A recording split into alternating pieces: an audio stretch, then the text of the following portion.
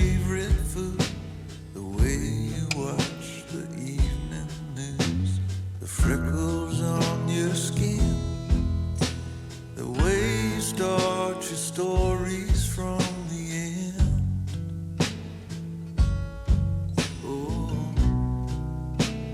what am I supposed to do now that it's over?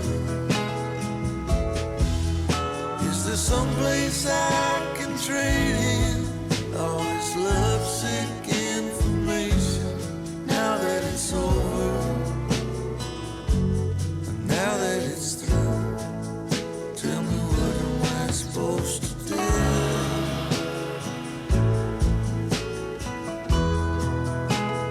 What am I supposed to do?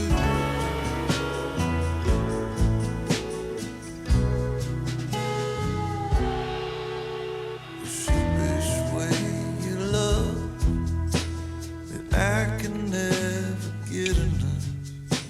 The things I think about when I find myself awake at night. Should I throw them all away? Save them for the holiday. When you go home and you get drunk, figure out that you screwed